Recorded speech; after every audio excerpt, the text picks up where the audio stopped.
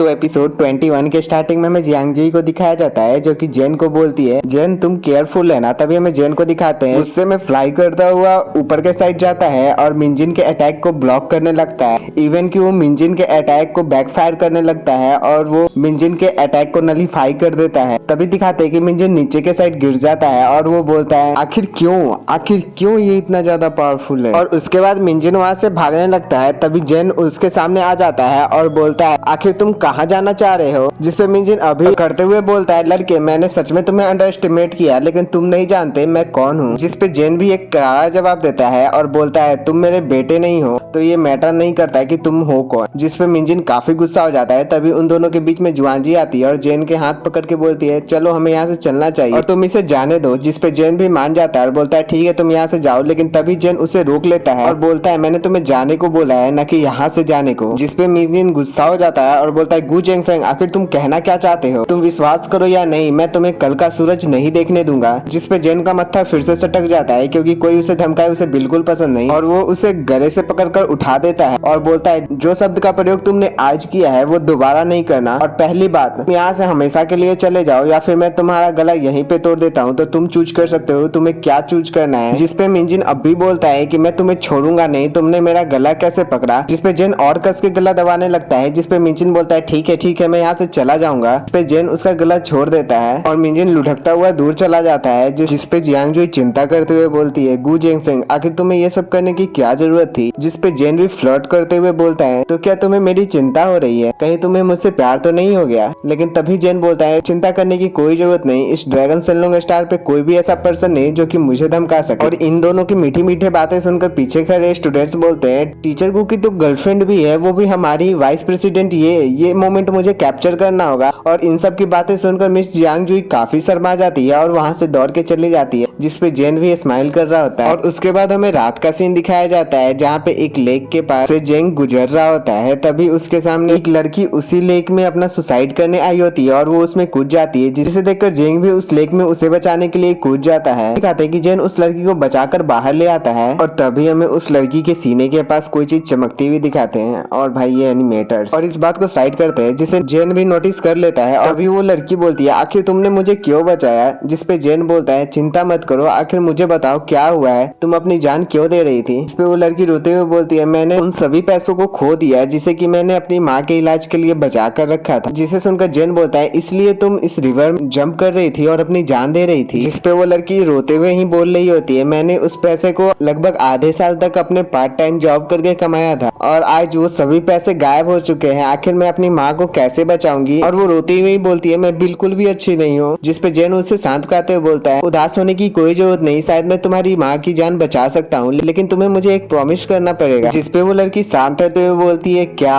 तभी जेन बोलता है मेरा सरनेम गु है और मैं एक इंस्ट्रक्टर हूँ ड्रैगन स्लाइंग क्लास का जो कि ड्रैगन किंग एकेडमी का पार्ट है और मुझे आशा है कि तुम मेरे डिपार्टमेंट में ज्वाइन करोगी और मेरी डिसाइपल बनोगी। क्योंकि जेन कहीं न कहीं उस लड़की के टैलेंट को जान चुका था। जिसपे वो लड़की उदास होते हुए बोलती है लेकिन मेरे पास ट्यूशन के लिए कोई भी पैसे नहीं है। जिसपे जेन बोलता है चिंता करने की कोई जरूरत नहीं जब तक तुम मेरी स्टूडेंट हो तुम सब कुछ मेरे ऊपर छोड़ सकती हो। जिसपे वो लड़की जेन से सवाल करते हुए बोलती है आखिर तुम मेरे से इतने अच्छे से बिहेव क्यों कर रहे हो। जिसपे जेन बोलता है शायद ये हमारी डेस्टिनी में था क्योंकि तुम काफी टैलेंटेड लड़की हो और मैं इतनी टैलेंटेड लड़की जो कि आसमान की ऊंचाइयों को छू सकती है और वो प्रैक्टिस ही नहीं कर रही ये तो काफी अफसोस की बात है। जिसपे वो लड़की उदास होते हुए बोलती है नहीं तुमने गलत देखा है मैं तो किसी काम की नहीं हूँ मैं तो एक ट्रेस हूँ एक नकारी लड़की जिसमें कोई टैलेंट नहीं है। लेकिन हाँ अगर तुम मेरी माँ की जान बचा सकते हो तो तुम उसके बदले मेरी भी जान मांगोगे तो मैं खुशी खुशी तुम्हें दे दूंगी। जो बातें सुनकर जेन को भी काफी खुशी होती है और बोलता है तुम्हारा नाम क्या है। जिसपे वो लड़की अपना नाम लिन काओ बताती है। तभी जेन बोलता है तो चल पहले हम शॉपिंग पे चलते हैं तुम्हारे लिए नए कपड़े ले आते हैं फिर तुम्हारे घर पे तुम्हारी माँ की जांच के लिए मैं चलूंगा। जिसपे लिन काओ बोलती है नहीं मुझे ठंड नहीं लग रही मेरी माँ सच में बहुत बीमार है क्या आपके पास समय है तो पहले आप मेरी माँ की जांच करने चल सकते हैं। जिसपे जेन भी बोलता है तो चलो। उसके बाद हमें एक बस्ती का सीन दिखाया जाता है जो कि इस मॉडर्न एरा में भी काफी नॉर्मल अभी वाला वाइब दे रहा होता है। तभी जेन बोलता है क्या तुम हमेशा से यहीं रहती हो। जिसपे लिन काओ बोलती है नहीं जब मैं यंग थी तभी मेरे फादर मुझे छोड़कर चले गए तब मेरी माँ ने दूसरी शादी कर ली और तब से हम हमेशा यहीं रहते हैं। तभी जेन पूछता है तो तुम्हारे स्टेप फादर कैसे है, जिस पे लिन का उदास हो जाती है और कोई जवाब नहीं देती, जिससे हम समझ सकते हैं कि स्टेप फादर कैसे हैं। तभी हमें उसके मदर का सीन दिखाया जाता है जो कि एक खुले कमरे में एक सिंगल बेड पे लेटी होती है। तभी लिन का दौड़ती भी जाती है और बोलती है माँ देखो मैंने एक डॉक्टर को तुम्हारे इलाज के लिए ले आए। तभी उसकी माँ बोलती है जियाओ काओ आखिर तुम किसे ले आए, तुम्हारे पास एक डॉक्टर को हायर करने के लिए पैसे कहाँ से आए। और वो ये सब चिंता में पूछ रही होती है और वो जेन को देखती है। तभी हमें जेन को दिखाया जाता है जो कि वहीं पे बैठते हुए बोलता है मैं ट्यूटर हूँ ड्रैगन किंग एकेडमी का और लिन काओ मेरी स्टूडेंट है और उसने मुझे आपको हील करने को बोला है, इसी के लिए मैं यहाँ पे आया हूँ। और वो लिन को साइड हटने को बोलता है और बोलता है मुझे चेक करना है तो क्या तुम थोड़ा साइड हट सकती हो। इस पे लिन भी मान जाती है और बोलती है अब सब आपके ऊपर डिपेंड करता है। तभी हमें जेन को दिखाते हैं जो कि अपना हीलिंग टेक्निक यूज करता है और जांच करने लगता है और जांच करने के बाद बोलता है आपकी जो ये इलनेस है और बीमारी ये ओवरवर्क करने से हुई है और साथ ही आपने प्रॉपर ट्रीटमेंट नहीं लिया जिसके कारण ये बीमारी और बढ़ती गई। आपके ये ओवरवर्क के कारण आपके जो शरीर के अंदर के इंटरनल ऑर्गन्स थे वो भी काम करना बंद कर दिए और इंटरनल ऑर्गन सड़ने लगे हैं, इवन की आपकी हार्ट भी थोड़ी थकी है। जिस पे लीन बोलती है मेंटर क्या मेरी माँ को बचाया जा सकता है। इस पे जेन बोलता है हाँ मैं इसमें मदद तो कर सकता हूँ लेकिन अगर मुझे इनके पूरी इलाज करनी है तो इसके लिए काफी एक्सपेंसिव मेडिसिनल मटेरियल्स लगेंगे इनके इलाज के लिए जो कि इनके बॉडी को स्लोली नरिश करेंगी। इस पे लीन बैठते हुए बोलती है टीचर प्लीज आप मेरी माँ को बचा लीजिए, जब तक कि आप मेरी माँ के इलनेस को सही कर देते हैं तो मेरी पूरी की पूरी जीवन आपके हाथों समर्पित है, आप मुझे जो भी जैसा भी करने को बोलोगे मैं वैसा करूंगी। जिस पे उसकी माँ घबराते हुए बोलती है जियाओ काओ आखिर तुम क्या कर रही हो। मतलब कि लिन काओ की माँ घबरा रही होती है क्योंकि उन्हें ऐसा लग रहा होता है कि गु जेंगफेंग लिन का फायदा न उठा ले। और उसकी माँ बोलती है मैं अब भी जवान हूँ तो तुम्हें अपनी लाइफ को मेरे लिए सेक्रीफाइस करने की कोई जरूरत नहीं है। तभी जेन बड़े प्यार से बोलता है उठ जाओ, तुम पहले से ही मेरी स्टूडेंट हो तो मैं तुम्हारी माँ की जान जरूर बचाऊंगा। जिस पे लिन काओ खुश होते हुए अपनी आंसू पोंछती है और बोलती है थैंक यू मास्टर। और वो लिन की माँ को बोलता है आप इसी तरह लेटे रहिए, मैं आपको धीरे धीरे कर हील करता हूँ। और उसके बाद जेन अपने हीलिंग टेक्निक को यूज करने लगता है लिन की माँ के ऊपर। और तभी कुछ टाइम बाद दिखाते हैं कि लिन की माँ के बॉडी के ऊपर जेन के हीलिंग टेक्निक का असर दिखने लगता है। जिसके बाद जेन बोलता है तो आज के लिए इतना ही काफी है, हमें यहीं रुक जाना चाहिए। उसके बाद दिखाते हैं कि लिन काओ की माँ उठकर बैठ जाती है जिसे देखकर लिन काओ काफी खुश हो जाती है और गले मिलकर रोने लगती है जिसे देखकर जेन भी काफी इमोशनल हो जाता है। और तभी लिन काओ बोलती है थैंक यू मास्टर, आपका बहुत बहुत शुक्रिया। तभी जेन बोलता है कि इस प्लेस पे ह्यूमिडिटी ज्यादा है जो कि तुम्हारी माँ के लिए सही नहीं है, तो मैं तुम सभी के लिए एक प्लेस को अरेंज करता हूँ और मुझे भी आसानी होगी तुम सभी का इलाज करने में फ्यूचर में। जिसपे वो दोनों जेन को थैंक यू बोलती है। और तभी जेन उसकी माँ को उठाने जा रहा होता है तभी उस दरवाजे पे जोर से लात मार के कोई अंदर के साइड घुसता है और इसी के साथ ये एपिसोड यहीं पे समाप्त हो जाता है। और नेक्स्ट एपिसोड की स्टार्टिंग भी वहीं से दिखाई जाती है जहाँ पे जेन और लिन दोनों मिलकर उसकी माँ को उठा रहे होते हैं। तभी उसका फादर अंदर के साइड आ जाता है जिसे वहाँ पर देखकर लिन और उसकी माँ दोनों घबरा जाती है। जिसे देखकर जेन उन सभी के सामने आ जाता है और पूछता है क्या तुम लिन के स्टेप फादर हो। लिन काओ की मदर काफी सीरियसली बीमार है और अगर तुमने भी अभी जल्द ट्रीटमेंट नहीं ली तो तुम्हारी भी जान जोखिम में आ सकती है और मैं इन दोनों को कहीं और सेटल करने जा रहा हूँ क्योंकि ये जगह इन दोनों के लिए सुटेबल नहीं है और वहाँ पे इनका इलाज भी सही से हो जाएगा। जिसपे लिन का बेवड़ा स्टेप फादर बोलता है तुम क्या सोचते हो आखिर तुम हो कौन, और तो और तुम मेरे घर का ख्याल रख रहे हो, मैं तुम जैसे को अच्छे से जानता हूँ, मैं समझ रहा हूँ तुम किसके पीछे हो, तो तुम्हारे लिए अच्छा होगा कि जल्द से जल्द यहाँ से निकल जाओ, नहीं तो मुझे रूड होने के लिए ब्लेम नहीं करना। जिसपे वो दोनों माँ बेटी घबरा जाती है। तभी लिन काओ बोलती है मेरी माँ का इलाज बहुत जरूरी है, अगर इसमें देरी हुई तो काफी देर हो जाएगी, प्लीज हम सभी को एंशिएंट मास्टर के साथ जाने दीजिए। और यहाँ से हम सब समझ सकते हैं कि लिन का पैसा खोया नहीं था बल्कि उसी के इस बेवड़े स्टेप फादर ने उस पैसे से अपना कौवा चढ़ा लिया होगा। और लिन की बातें सुनकर वो बोलता है बदतमीज लड़की आखिर तुम्हारी हिम्मत कैसे हो गई अपनी जुबान चलाने की। और वो वहाँ पे उसे मारने के लिए एक डंडा खोजने लगता है और बोलता है मैं आज तुम्हें तब तक मारूंगा जब तक कि तुम मर नहीं जाती। और वो उस पर अटैक करने जा ही रहा होता है कि तभी जेन एक थप्पड़ में ही उसे लुढ़का देता है और वो बेवड़ा तब भी नहीं मानता, वो डंडा लेकर खड़ा होता है और बोलता है आखिर तुम्हारी हिम्मत कैसे हो गई मुझ पे मारने की। और वो बेवड़ा जैसे ही उसे मारने जाता है तभी जेन अपने एक उंगली से उसके उस डंडे को तोड़ देता है और उसे जोर का झटका लगता है और तभी जेन बड़े स्वैग में बोलता है तो क्या अब मैं इन्हें यहाँ से ले जा सकता हूँ, जिसपे कि वो बेवड़ा जेन के पावर को देखकर काफी घबरा जाता है और बोलता है हाँ हाँ क्यों नहीं। तभी जेन गुस्से में आगे बढ़ता है और उसे बोलता है हमेशा याद रखना लिन काओ पहले ही मुझे अपना टीचर मान चुकी है, तो आइंदा से अगर तुम उसे हर्ट करने का फ्यूचर में कभी सोचे तो मुझे रूड होने के लिए ब्लेम नहीं करना। लेकिन तभी वो बेवड़ा पीछे से वही टूटा हुआ डंडा लेकर जेन पे अटैक करने को बढ़ता है। तभी जेन अचानक से एक चुटकी ठंडर में ही उसके पूरे होश ठिकाने ले आता है और तभी जेन उन दोनों को लेकर वहां से चला जाता है और वो वहीं पे रेंग रहा होता है। और तभी जेन बाहर गली में आता है, तभी उसे एहसास होता है कि उसके ऊपर कोई नजर रखे हुए है और तभी जेन जैसे ही ऊपर के साइड देखता है तो वहां से कोई पर्सन जल्द से भाग जाता है। तभी हमारा सीन शिफ्ट होता है और जेन को हमें उसी आर्ट गैलरी शॉप में दिखाया जाता है जहाँ पे जीवन कुछ कर रहा होता है और जीवन जैसे ही जेन को देखता है तो वो उसे ग्रीट करते हुए पूछता है सर आप यहाँ पे, जिसपे जेन बोलता है मिस्टर जी ये मेरे स्टूडेंट है और ये उसकी माँ और ये आज से यही रहेंगे तो आप इनके रहने का प्रबंध कर दीजिए। जिसपे जीवन बोलते हैं हाँ हाँ मैं इसका अरेंजमेंट अभी के अभी कर दूंगा और उसके बाद वो उन दोनों को लेकर कहीं जा रहा होता है। तभी हमें वहाँ पे एक नए पर्सन को दिखाया जाता है जो कि वहाँ पे बड़े स्टाइल में बैठकर चाय पी रहा होता है और जेन भी उस पर्सन को नोटिस कर लेता है। तभी वो पर्सन बोलता है तो तुम ही हो यहाँ के ऑनर, जिसपे जॉन बोलता है तो तुम यहाँ पे पेंटिंग खरीदने आए हो। जिसपे वो पर्सन बोलता है नहीं मैं यहाँ पे पेंटिंग को बेचने आया हूँ, मेरे इस पेंटिंग के लिए लोग 5 मिलियन तक देने को तैयार थे क्योंकि इस पेंटिंग को मास्टर ली ने बनाया था। ये एक माउंटेन बर्ड की पिक्चर है जो कि काफी प्रीसियस है। पहले तो मैं इस पेंटिंग को बेचने का नहीं सोच रहा था क्योंकि ये काफी प्रीसियस पेंटिंग था, लेकिन फिर मेरा मन बदल गया और मैं सोचा कि मैं इस आर्ट गैलरी शॉप में आकर इस पेंटिंग को बेच दूं जो कि इस पेंटिंग की अहमियत को जाने। तभी जेन उस पर्सन के आंख को देखकर उसके मेंटल स्ट्रेंथ का अंदाजा लगा लेता है और तभी जेन उस पेंटिंग को जाकर देखता है और बोलता है तुम्हारा मतलब ये पेंटिंग जो इस टेबल पे है। जिसपे वो पर्सन बोलता है अगर ये ऑनर को पसंद आता है तो मैं ये पेंटिंग काफी कम दाम में बेच दूंगा। तभी वहाँ पे जीवन आते हुए बोलते हैं सर मैंने इस पेंटिंग को काफी केयरफुली जांचा है और मैं ये गारंटी के साथ बोल सकता हूँ कि इस पेंटिंग को मास्टर ली ने नहीं बनाया, ये पेंटिंग मास्टर ली के बनाए पेंटिंग के आसपास भी नहीं है। जिसे सुनकर वो पर्सन काफी गुस्सा हो जाता है और अपने मेंटल स्ट्रेंथ का यूज जीवन पे करने लगता है। जिसके बाद वो उस पेंटिंग के बारे में बड़ाई हाँकता हुआ बोलता है कि इस पेंटिंग को उन्होंने एक रेयर इंक से बनाया है और ये काफी प्रीसियस पेंटिंग है जो ढूंढने से भी इस पूरे सिटी में नहीं मिलेगा और तुम अपने मुंह से ऐसा कैसे कर सकते हो कि ये पेंटिंग फेक है, ये पेंटिंग एक मास्टरपीस है तो अपना मुंह बंद रखो। जिसपे जीवन भी घबराते हुए बोलते हैं सर प्लीज शांत हो जाइए, मेरे कहने का मतलब ये नहीं था, ये बस मेरा अपना पर्सनल ओपिनियन है। जिसके बाद जेन को दिखाते हैं जो कि पूछता है क्या मैं तुम्हारा नाम जान सकता हूँ। जिसपे वो पर्सन बोलता है आखिर क्यों तुम्हें मेरा नाम जानना है। जिसपे जेन बोलता है अगर तुम अपना नाम मुझे बताओगे तो शायद मैं तुम्हारी ये पेंटिंग को खरीद सकता हूँ। जिसपे वो पर्सन अपना नाम मोजियान बताता है। तभी जेन बोलता है मोजियान अच्छा नाम है,